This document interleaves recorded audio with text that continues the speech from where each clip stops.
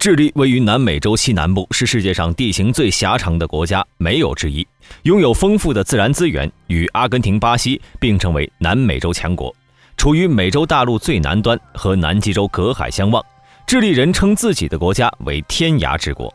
本期视频我们一起来了解一下智利的武装力量。如果喜欢本期视频的话，求观众老爷们点一个小小的赞。这就开始我们本期视频。智利武装部队有现役8万多人，预备役6万多人，装备主要从欧洲等国家进口，有海陆空三军，其中历史最为悠久的就是智利陆军。陆军总部在智利首都圣地亚哥，下属6个师、1个特种作战旅、1个空中旅。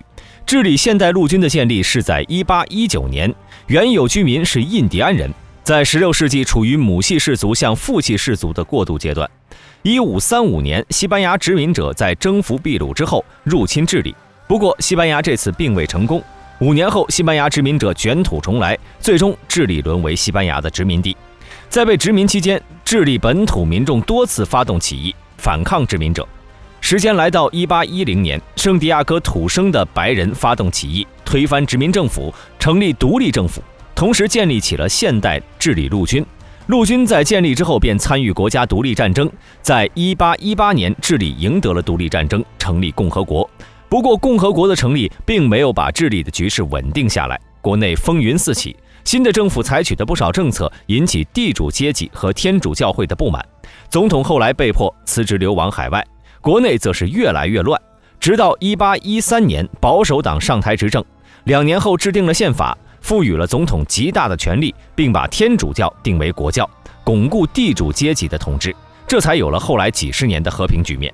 在这期间，智利保守党政府鼓励欧洲各国的移民去侵占印第安人的土地。之后，在智利发现了大量的铜矿，智利成为世界重要的产铜国。在保守党政府上台之后，智利陆军也过了一段相对平静的日子。在1851年革命战争开始后，陆军有了刺激的新活。之后的1881年，南美太平洋战争爆发，这场战争也被称为硝石战争，因为主要是为了争夺硝石。交战国为秘鲁、玻利维亚和智利，由前两者对抗智利。战争最后由智利赢得了战争，夺去了秘鲁的2个省和玻利维亚的滨海省。滨海省是玻利维亚唯一的出海口，这下没有了，就成了内陆国了。智利则走向了强国之路。胜利的智利陆军并没有因此骄横起来，反而认为军队自身有很大的问题，装备落后，人员专业性差。边上的阿根廷也在虎视眈眈。基于这种情况，智利陆军就进行了重组和现代化改进。其实，在1858年，智利陆军就开始了普鲁士军队的模式，进行训练和建设。后来还邀请了30多名普鲁士军官来到智利军事学院指导授课。不过这个时间比较长，分为3个阶段。在改进阶段还发生了智利内战，军队改革时间再次延长。最后确定下来是1906年，改革方向从最初的装备、征兵、军官招募扩大为后勤、医疗服务、制服、薪制、升职等方面。在1883年之前，智利陆军的装备多数是从法国和比利时进口的。1892年和阿根廷展开军备竞赛，当然他们没有后来冷战的那种规模啊，毕竟也没有那个能力。军备竞赛的结果就是智利建立起了自己的兵工厂和武器制造工厂。之后的世界大战，智利保持中立，就算不中立，也不会有人跑那么远去打它。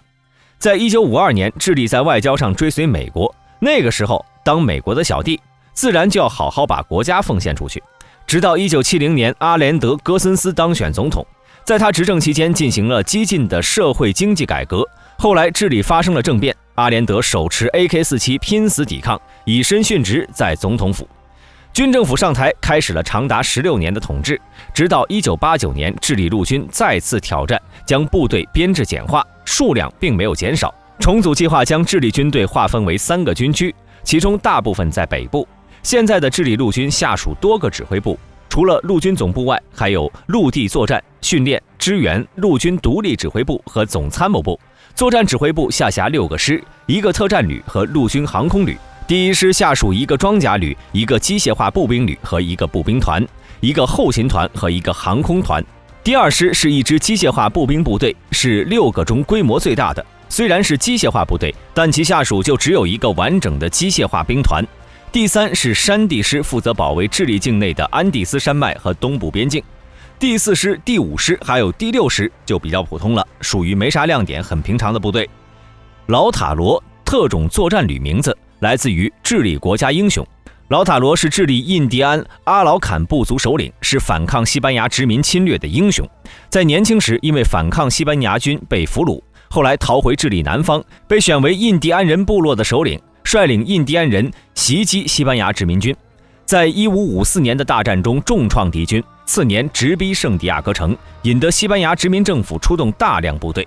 1557年，老塔罗的军队遭到袭击，在战斗中，老塔罗不幸牺牲。老塔罗特种旅下属一个伞兵营、一个路特集团、一个山地特战集团、一个突击连、后勤连，还有一个伞降级特种部队学校。陆军航空旅下属一个固定翼飞机营、一个直升机营，还有2个后勤单位。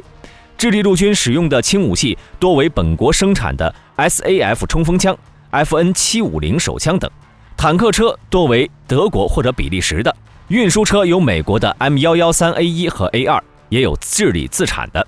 智利海军相较于陆军人数就少得多了，有 2.5 万人，包括4800名海军陆战队，拥有71艘舰艇，包括4艘潜水艇、8艘护卫舰、4艘轻型护卫舰、3艘快速攻击艇，其他的就是些小舰船了。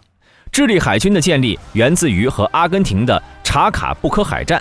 在这次战役过后，智利海军不断发展，到1817年组建了自己的第1支舰队，并且雇佣英国皇家海军指挥官负责结构组织和指挥任务。海军相对于陆军来说毕竟清闲，在闲得没事的时候就会出去航海探险。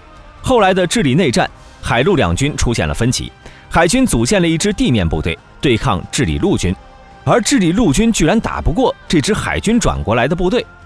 在1950年，智利海军完成了现代化改进，海军旗下的海军陆战队下属一个2栖突击部队和一个特战部队支援部队，武器相较于陆军还是要先进些的。智利空军成立的就比较晚了，在1930年3月，智利在1910年12月建立了第一个军队航空服务部门，同时派遣一名飞行员到法国学习。1913年，智利建立起了航空学校，航空学校的首批飞行员也被派到法国接受训练。在1930年，智利军方将陆军和海军的航空单位融合，组成了全新的空军。智利空军的现代化建设开始于1945年。1954年装备第一批喷气式飞机，现在拥有1万多人，180架飞机，包括电子战飞机、战斗机、训练机、运输机。这些飞机多为美国和欧洲进口飞机，除了用于国家防卫的空军部队外，还有些是探险用的。虽然空军规模不是很大，但在它那块地方来说也是能打的了。总体来说，智利的武装部队除了早期的战争外，最大参加的就是内战了，战斗力在它那块也是杠杠的。那么大家对这些有什么看法呢？欢迎在下面的评论区留言。好了，今天的视频就到这里，想了解更多记得点个关注，咱们下期视频不见不散。